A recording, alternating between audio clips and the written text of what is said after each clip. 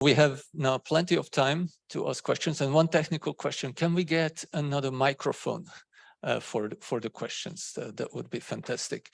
And before we, get the mic, and I will approach the audience for question. Let me, as a chair of this session, ask the first question. And my first question would be, is going back to doctoral education. Like, what's the implication of all this, what you said, for doctoral education? Because also I myself, as a PI, if I think back of my own doctoral education, I have never been trained to be a PI. I was trained to be a researcher. I was trained to be a person who crunches data, analyzes data, publishes data. But when it comes to the PI job, it's something completely different. Suddenly the paperwork is there. Suddenly I realize, oh, I have to earn money in order to build up a team. That comes with contracts, that comes with legal issues, that comes with a lot of tasks and responsibilities I have never been told. And I'm just wondering if this is something what we should address when we think about doctoral training. This is one. The other one, well, I think Stefan mentioned that 80% of people leave academia at your institutions. I think in general, the numbers are somewhere between 60–70%. And we are quite certain that those people will not have time, not have a place or any opportunities in the academic setting. And they need probably a different type of education, right? And that has a lot of effect on their well-being and careers as well. So how do you see this? How do you see this situation? Yeah, I think the academic career track is very puzzling to me because the way it basically works is that, or at least in my career, it's been the case that I've had to prove my ability to do research by doing a PhD. Once I completed that, they said, okay, you can do research. Now we'll ask you to teach. And once I managed to do that, I may be promoted to yet a more senior role, and then suddenly you're asked to do admin. There's this idea that people are constantly being promoted into very different roles, also the role of PI, of supervisor. So I think very few people are actually trained to supervise doctoral candidates. And there's a case to be made for much more training into these kinds of transversal skills, also skills related to leaving academia, because I think their universities are also underperforming. We're basically training people to be the best researchers, and in the end, we're only selecting the creme de la creme, and the rest is out of there, if I may charge a little bit. So maybe I can also promote a little bit a foundation that we've put together. So it's called SciLink, and it's an organization that is actually focused on advancing the transversal skills training of researchers within institutions, because we think that within many of these research-oriented projects, the worry is not so much about whether the researchers will learn all these discipline-specific professional skills, if you will. The worry is more about whether they will learn stress management, managing their supervisor, communicating their findings, and so forth. And I think there's a lot to be done in that area, and a lot to be gained from training in that area. I don't know if you have something to add. About the doctoral education, I think the first step as a university or an organization or a country is to think about what do we want to obtain with the doctoral education, because of course historically it's for professorship, but we all know that's long gone out of the window. Doctorate holders, PhD holders, they have diverse careers. So think about first, what do we want to accomplish with a PhD track? What do the PhD holders need in their future careers in order to do those careers? it's not only academic, it's very, very much diverse. So first think about what should be implemented in that PhD track in order to have those highly educated people having those different careers. And also communicating that to starting PhD students, also master students who are thinking about maybe pursuing a PhD. So setting these expectations straight from the beginning, like this is a PhD track, those are maybe the different careers, those are the skills you can acquire doing the PhD track. And also communicate this to the professors, to the PIs, because I think also many PIs still think that the PhD students that they are guiding will have an academic career, which is of course not always the case. So always set those expectations straight, like they will have diverse careers, and it's not that they're not staying in academia that it doesn't really value, because I think there's also kind of a misperception.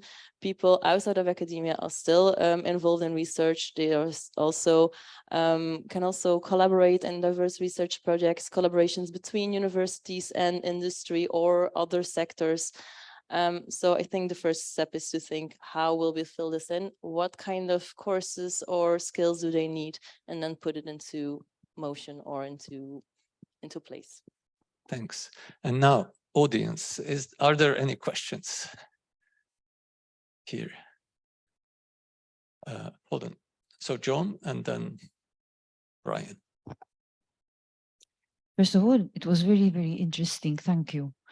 As Stefan knows, Malta has been quite active, and I'm the national coordinator for it, and we're looking forward for you to give us the survey for September so we can disseminate it, and we've been asking about that. So thank you very much. It's a very exciting project.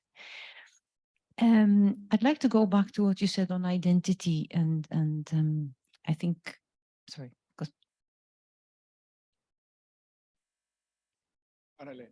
Anneleen, sorry. I think about 2 years ago, I had actually mentioned this about identity, that it's the person that makes the profession, not the profession that makes the person.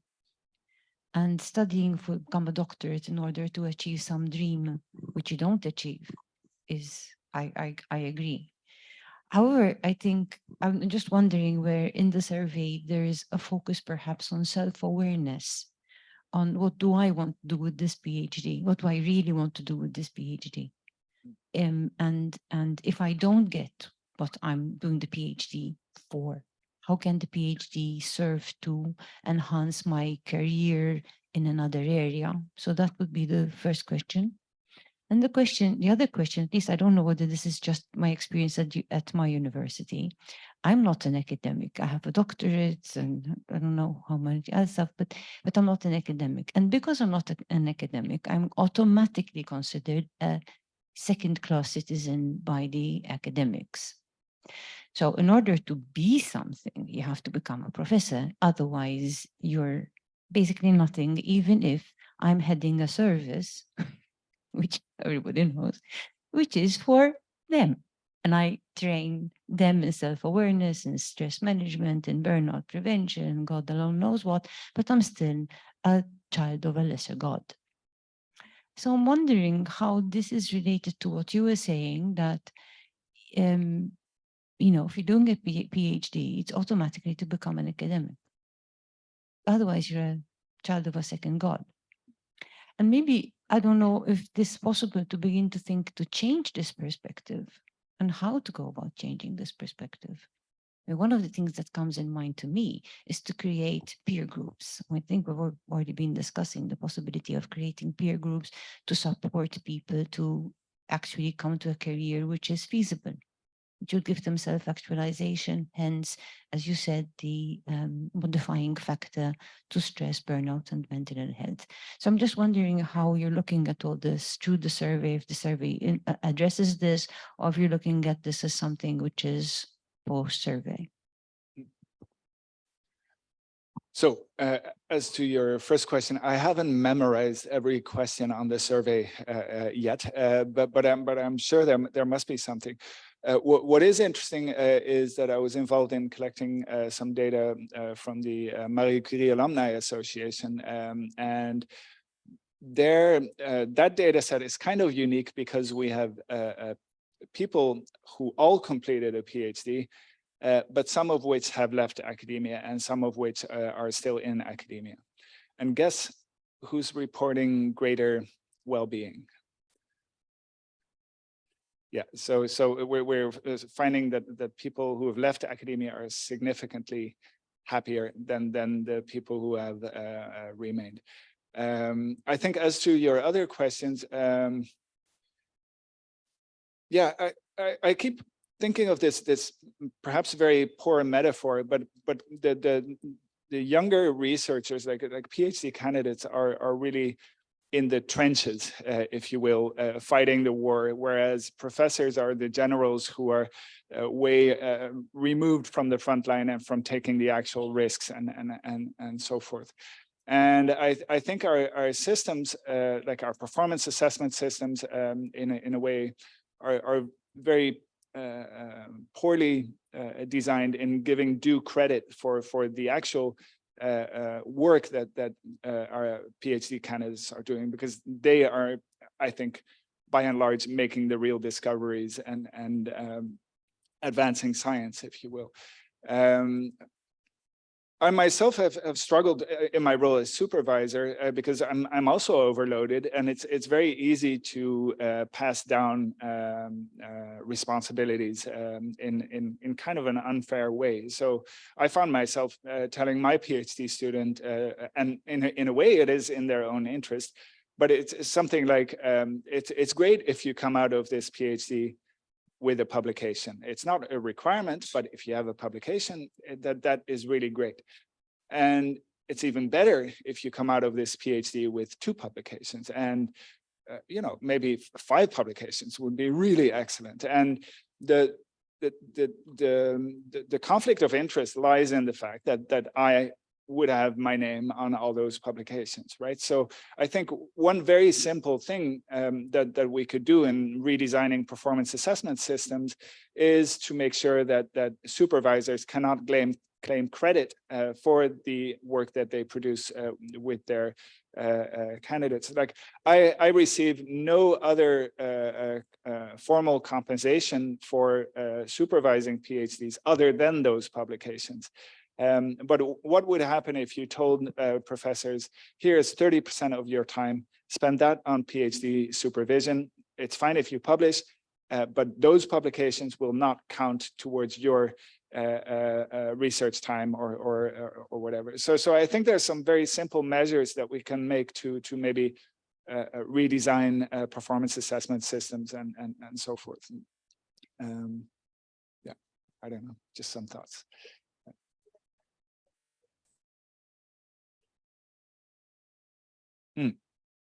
Yeah. Yeah. Yeah. So yeah, and I agree with you that there is yeah, where respect is given in universities is not always the best place, maybe.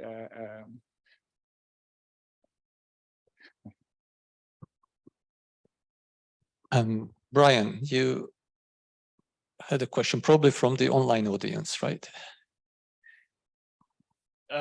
Yes, there's a very, very active chat online at the moment. And I think there was a question from memory from Alexandra Owanka, and she was asking about the multi-level survey, and particularly whether disciplinary differences would be taken into account. And I think there was an addition from Hendrik Eisberg about whether kind of like disciplinary differences on a national level, because just adding to it, it's kind of, if I think of Germany and I think of chemistry PhDs, you can't make career in German industry without a PhD. So I think moving into academia as a chemist isn't a big jump. And the same for medical practitioners. Many do PhD while they are practitioners. So I think this kind of skews nationwide results a lot, and kind of different disciplines have different, different boundary conditions? Yeah, so we ran into this problem of wanting to identify the specific work group or department that people are working in, and we've actually decided to use discipline as a proxy for that. So discipline will be one of the levels that we will be investigating within this survey, and yes, so we'll be able to tease out differences between disciplines in average levels of mental health reported within those disciplines. It should be said that the data that we're generating with this survey are going to be huge, so more than we can report on in a single paper or something like that. So for the pre-registration and for the core publication that we hope to get out of this, we are focused on testing more generic or general hypotheses pertaining to contextual antecedents of mental health, but discipline will be incorporated. But there will be many other studies coming out of this data, and actually we're adhering by open science principles. So after a short period of embargo, we'll be publishing the entire data set for other researchers to benefit from as well, and to. Kind of another add-on question, maybe for Anneleen. It's kind of about identity, and kind of very often I find with natural scientists that their identity is not so much research or academic, it's scientist. As you ask a kid what you want to be when you grow up. And I think that to make a jump from the natural sciences into an industry career, even as a scientist, you can make bigger waves as head of lab at a big pharma company than you can within a university. So I don't know if you have done any career tracking in that. Yeah, what we see in our data is that PhD holders who have a PhD in the exact sciences and the applied sciences, their share in leaving academia straight after graduation is greater in comparison to the social sciences and the humanities. So either they see or either their subject is more related to industry needs or what industry wants or the knowledge that they seek, or maybe they collaborate more with industry during their PhD while they have closer ties to industry in comparison to the other science clusters. I was also thinking about the type of jobs we didn't really look into yet about their heads or how they are promoted, but we see that they quickly change from academia to outside of academia as well. Yeah, so and I think what I also wanted to say about linked to the presentation, what we also see is that if they see an added value of the PhD outside of academia as kind of a buffer or leverage for well-being. And that's also related to the science clusters. So applied sciences and exact sciences, if they see like the bridge or how their PhD can contribute outside of academia, it can also like be a certain leverage to optimize the well-being during the PhD track as well. Further question. I think there is a question in the back and then one in the front. Thank you very much. I think it's really interesting and has great potential, all this with the surveys and all the research related to mental health, especially to researchers. I want to know regarding the ReMO survey. Now we saw also in Flanders there are similar survey going on a few years ago. We had in ReMO conference, the NECAPs presented from Germany. They had different flows of waves. And I would like to know whether the ReMO survey builds upon the studies and how exactly links to them. So the ReMO survey is using validated scales that derive from other surveys. So we'll be able to compare mental health and well-being and so forth from one survey to the other. the other surveys running is indeed it's also a bit of a concern, because I think I, as a researcher myself, am being overloaded with requests to participate in surveys. So why should people participate in specifically this one? I think due to its scope and it may be interesting for universities to participate. We actually promise, insofar as we get more than 50 responses from a particular institution, an institutional report in which the institution can compare itself to other universities in the same country, or even to the entire data set. But yeah, I don't know if I've answered your question with that. My question is more related to whether the findings of previous surveys are in continuation to what is going to be studied in the ReMO survey, or if you try to validate the results from other surveys, if they're somehow connected. So to build this survey, we are basing ourselves on the research literature. So yes, we've incorporated earlier findings in deciding what to measure on the survey, and we'll be building on that. Thanks. So there is a question here, and as long as the microphone arrives, just one comment on that. So in Europe, there are a number of countries where we have data, like Belgium, like Germany, UK, but there are much more countries where we don't have any information, like in Eastern Europe, what's happening in Serbia, what's happening in Hungary, what's happening in Poland. So those are like wide territories when it comes to well-being. And this is something we are also after, to have the first data available from these countries to see what is going on there. The systems, the higher education systems and the doctoral systems are very different there. So we just simply don't know what's going on and how people feel, how people perceive their research and academic environment. And I think this is where I expect a contribution from this survey. And now there was a question here. Yeah, so I'm Anneleen van de Ven, and I work here in Belgium at UC Louvain as a postdoctoral researcher. So not at the head of any kind of research group, but some lived experience of all of this. And I had a question for Anneleen. So I saw, obviously, your study from 2019 had this at the bottom kind of children as being an actual positive indicator of mental health, that if they had kids, they're actually more likely to answer, yeah, like I said, more positively. But I was wondering whether there was any parallel survey done after COVID, because in our own institution, we did a very, very small survey just for kind of PhD candidates and postdocs.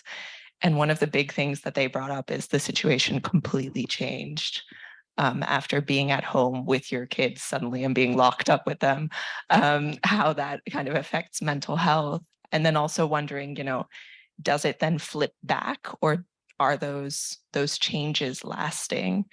Yeah, I don't know if you have any data or experience with that. Yeah, good question. So firstly, for the children, we think, but it's only speculation, that children put things more in perspective, and that it that's why it could be a leverage, but of course we don't know for sure. So the survey for junior researchers, we do that every 5 years. So I think the first one was 2003, but very basic, then 2008. 2013, 2018. So we are now in the field with the new, the new wave actually. So we don't know yet how it would be comparable to the results of 2018. I think even the study by Katja was from the results of 2013. So we have a couple of waves after it to compare. So we will see. Hopefully we will know quite soon. While for COVID, that's a different question. At our university, so at Kent University, we did a survey for every junior researchers, PhD students and postdocs during COVID to see what was happening.